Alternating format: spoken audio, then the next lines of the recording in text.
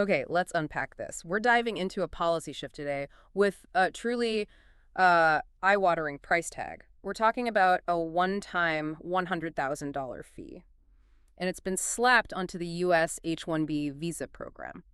Now, that's the main way the country brings in skilled foreign workers. And the ripples from this huge regulatory hurdle, especially for tech and workers from India, well, they're already being felt globally. Absolutely. And that's really our mission for this deep dive. We need to cut through the noise, right? We want to distill the exact specifics of this new proclamation. Because, well, as always, the details really matter for what happens on the ground. We'll look at the administration's stated reasons for doing this, and importantly, we'll track the immediate global market fallout to see who's winning, and maybe more importantly, who's taking the hit here. Yeah, that $100,000 figure is just impossible to ignore. It's the headline. And it instantly changes the whole calculation for companies wanting to hire talent from overseas. Exactly. So let's nail down the mechanics first. The devil's always in the details, as they say. The core change is this one-time $100,000 fee Mm-hmm. that's paid by the employer. And this is key. It applies only when they're applying for new H-1B visas. So specifically for foreign nationals who are currently outside the U.S., they aren't targeting the existing workforce already here. Okay, only new applicants from abroad. Right. And the timing was, well, sharp. It created immediate stress. The proclamation itself was signed by the president on September 19th, 2025, and boom, it was effective just 48 hours later. Yeah. 12:01 a.m. Eastern Time on September 21st. That short notice really suggests it was meant to be an immediate barrier. Stop new entries fast. Wow, okay. So to head off the inevitable panic that follows news like this, let's be super clear about what this policy doesn't do. If you're listening and you're a current H-1B visa holder, this fee doesn't change your status, right? Correct. That's critical. The policy explicitly states it does not affect existing H-1B holders. It doesn't affect their ability to renew their visas. And it doesn't affect their travel, like leaving and re-entering the U.S. That's crucial for stability, yeah. Definitely. That distinction between new people coming in and folks already here probably prevented, well, total chaos. Also, any petitions that were already submitted before that September 21st effective date, they're exempt. So those companies basically dodged a massive bullet. Okay, got it.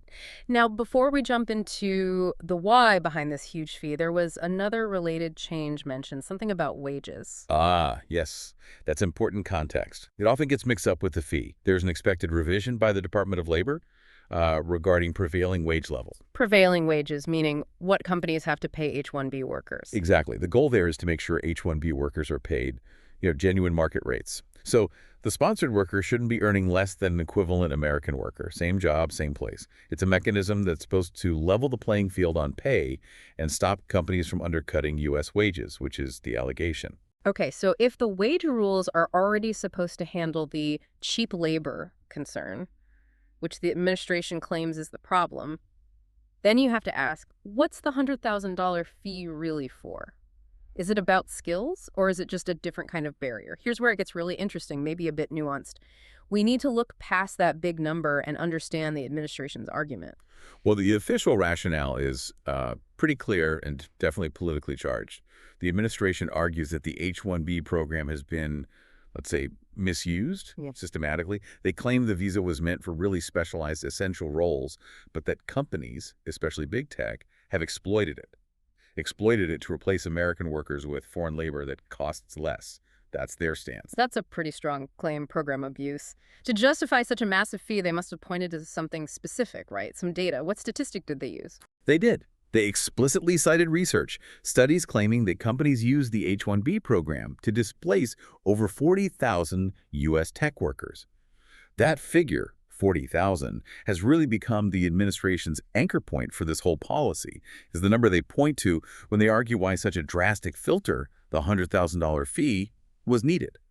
40,000. But just for our listeners digging into this, is that number universally accepted? Like, are these independent academic studies, or is it more of a political estimate, to build a case? That's the million-dollar question, or maybe the $100,000 question here. The studies they cite are often, let's say, hotly debated. Critics argue that analyses focusing only on displacement miss the bigger picture, like they might overlook the economic growth these companies generate, or the fact that many H-1B roles are in specialized fields where, frankly, there just isn't enough domestic talent available. But regardless of its objective validity, the administration sees this fee as the way to enforce their view of the problem. So connecting the dots, they're basically saying, we don't think the wage rules alone are enough to stop this alleged abuse. So we're putting up this huge cost barrier. The idea being only the most critical, super high value hires will be worth that price tag. The fee acts as a kind of punitive filter. That sums it up pretty well. It tries to ensure only hires where the employer thinks the worker's unique value justifies that massive extra cost will happen. If a company's truly desperate for the absolute best, maybe they pay the $100,000. If they're just looking for slightly cheaper labor, they won't. Or at least that's the theory behind it. Okay, that theory immediately makes you wonder about the real world effects. Let's shift gears now to the economic and global fallout because the reaction was pretty much instantaneous. India is the biggest source country for H-1B workers, so what was their initial take? Well, India expressed deep concerns right away. They framed it not just as an economic issue, but also pointed to the potential humanitarian impact. This affects families relying on those skilled job opportunities overseas. And for India's huge IT sector, which depends heavily on placing workers in the U.S., this is a major disruption to their core business model. And looking at the U.S. tech industry itself, the impact seems really uneven. It creates sort of two camps, right? Winners and losers. Absolutely. Think about the tech giants first. Your Amazons, Googles, Microsofts. They're often hiring the absolute top tier in fields like, say, advanced AI or quantum computing. If they're bringing in a specialized engineer with a starting salary of maybe $250,000, well, that $100,000 fee is still significant, about 40% of that first year's pay. But they likely have the financial muscle and maybe the strategic need to absorb that cost for talent they see as truly irreplaceable. For them, it becomes another regulatory cost, maybe not a deal breaker. But that's just one side of it. The fee is flat. It's the same $100,000 for everyone, which means it hits smaller companies and certain essential sectors way harder. That's where the real friction seems to be. You've hit the nail on the head. Let's put Yeah. that $100,000 in perspective. Imagine a specialized nursing facility, maybe in a lower-cost area. They need to hire a highly skilled physical therapist from abroad. Let's say the salary is $85,000 a year. That fee is over 117% of the annual salary. It's just impossible. Wow. Yeah. Or think about a public research university hiring a specialist language professor, or maybe a niche scientist. Salary might be $95,000. Again, that fee is effectively prohibitive. It doesn't matter how skilled or essential that person is to the local community or the research project. So the flat fee basically slams the door on vital, skilled people entering sectors that just don't have huge budgets, even if the worker is genuinely needed. It kind of functions as a talent ceiling, keeping people out unless they're in those top-paying corporate jobs. And what's fascinating is how quickly the financial markets picked up on this. We saw Indian IT stocks take an immediate hit. The Nifty IT index that tracks India's big tech exporters like TCS and Infosys, it dropped 2.6% right after the news broke. That's a pretty clear signal. Investors immediately saw this wasn't just, a political headache. It's a real structural cost increase that hits the bottom line and forces a rethink of talent strategy. Okay, let's circle back to those crucial clarifications we mentioned earlier, because while the fee is huge, the way it was structured did give the industry a bit of breathing room, a chance to adapt. That's right. The clarification that the fee is only for new applications was huge. The fact that it's not an annual recurring cost and it doesn't hit renewals, that was the difference between, say, severe market turbulence and potentially complete meltdown for some. If this had been retroactive or annual, oh boy, the chaos would have been on another level. So it wasn't an immediate shutdown, more like a future barrier. Exactly. And that structure allows for a more structural, long-term adaptation. Look, the Indian IT sector has seen tighter restrictions coming for years now. This isn't totally out of the blue in terms of direction.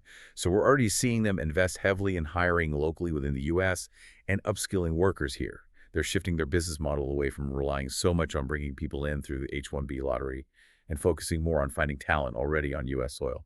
When you say local hiring, what does that look like? Are they opening new offices in different U.S. cities? Yeah. Buying smaller American firms? It's actually both, but mainly the first one.